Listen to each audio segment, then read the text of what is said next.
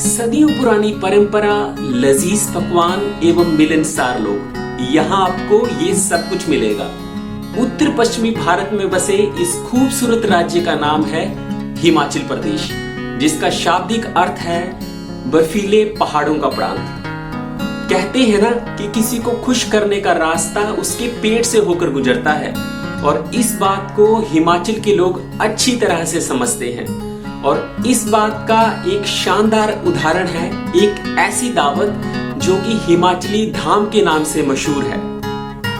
पौराणिक कहानियों के अनुसार लगभग 1300 वर्ष पहले चंबा के राजा जयस्तंभ कश्मीरी व्यंजनों से इतने अधिक प्रभावित हुए कि उन्होंने अपने रसोइयों से कुछ ऐसे ही व्यंजनों को नए तरीके से लेकिन पूरी तरह शाकाहारी बनाने को कहा जाता है कि शुरुआत में ये खाना माता के मंदिर में प्रसाद के तौर पर बनाया जाता था, लेकिन समय के साथ साथ आजकल ये विवाह, जन्मदिन और रिटायरमेंट फंक्शंस पर दावत के तौर पर बनाया जाता है।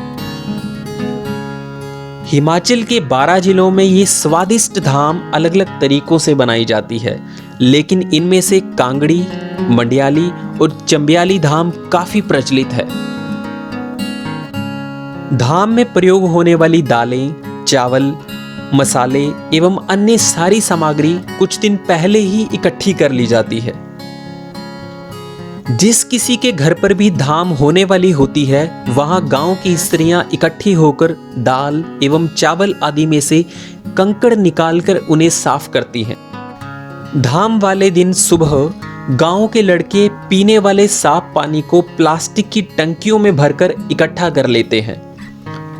इसके अलावा विशेष प्रकार के बर्तन भी पूरे गांव से इकट्ठा करके धाम वाले जगह पर धोने के लिए रख दिए जाते हैं। धाम बनाने के लिए लकड़ियों का प्रयोग किया जाता है, जिन्हें कांगड़ी भाषा में छोई कहा जाता है। पुरुष धाम से करीब 15 से 20 दिन पहले ही छोई का इंतजाम करना शुरू कर देते हैं। इस प्रक्रिया में छोई को काटकर सुखाने के लिए रख दिया जाता है। स्वादिष्ट हिमाचली धाम को तैयार करना अपने आप में एक बेहद मेहनत वाला काम है।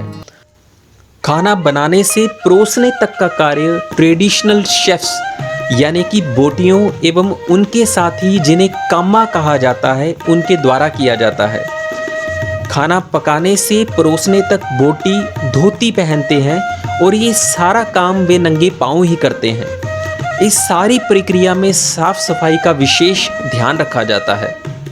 धाम को तैयार करने के लिए घर के बाहर बांस और टीन का एक टेम्परेरी किचन बनाया जाता है, जिसे रेसैलू कहा जाता है, और इस स्थान पर 8 से 10 फीट लंबा एवं 2 से 3 फीट गहरा गड्ढा चूल्हे के रूप में खोदा जाता है, जिसे त्यून कहते हैं।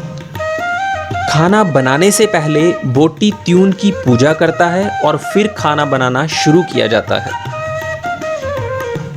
जब धाम का खाना पक रहा होता है तो नजदीक का सारा वातावरण बेहद सुगंधित हो जाता है। ये संपूर्ण भोज परंपरागत तरीके से लकड़ी की आंच पर तांबा या पीतल धातु से बने विशेष प्रकार के बर्तन अर्थात चिरोटियों में तैयार किया जाता है। खाना तैयार करने के बाद बड़े ही प्रेम भाव से जमीन पर लंबी चटाई यानी कि पैंट में बैठाकर पतलों में परोसा जाता है। ये पतले जो कि आधुनिक थाली की तुलना में काफ़ी बेहतर होती हैं। ये बनाई जाती हैं साल या बरगद के सूखे पत्तों से।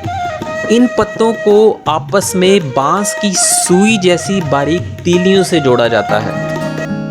इस हिमाचली दावत में 7 से 9 प्रकार के दिलपसंद व्यंजन बनाए जाते हैं और 10 से 15 विशिष्ट प्रकार के मसाले खाने के स्वाद में और भी इजाफा कर देते हैं। खाने का ऐसा जायका किसी 5 स्टार होटल में मिलना भी दुर्लभ है। हिमाचल की ये धाम दोपहर के करीब 12 बजे से शाम के 5 बजे तक चलती है। धाम की शुरुआत में चावल, तेलिए माह या फिर सिंपल माह की दाल, चने की दाल और साथ में कद्दू या फिर काले चने का मुंह में पानी लाने वाला खट्टा परोसा जाता है। इस खट्टे में इमली और गुड़ का इस्तेमाल किया जाता है।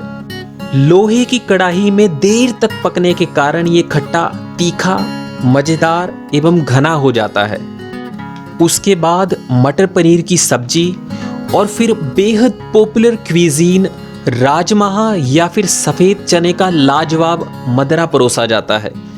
मदरे में दही और घी का इस्तेमाल किया जाता है और ये हल्की आंच पर तब तक पकाया जाता है जब तक ये गाढ़ा ना हो जाए और अंत में परोसा जाता है मीठा भात या मीठा, जिन्हें बनाने में समय, मेहनत और प्यार के अलावा घी, गुड़ और ड्राई फ्रूट्स का इस्तेमाल किया जाता है।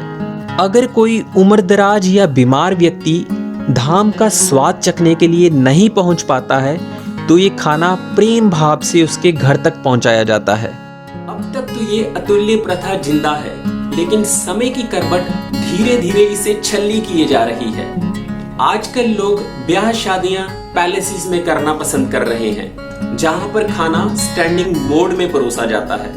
एक हिमाचली होने के नाते मेरा आप सब हिमाचलियों से एक अनुरोध है कि आइए इस अतुल्य प्रथा को हम लोग अपनी अगली पीढ़ी तक ठीक वैसे ही पहुंचाएं जैसे हमारे बुजुर्गों ने इसे हम तक पहुंचाया था। फिलहाल के लिए मैं गौरव दत्त आपसे इजाजत मांगता हूं। अगली बार हिमाचल की एक नई कड़ी के साथ फिर लौटूंगा। तब तक टेक केयर।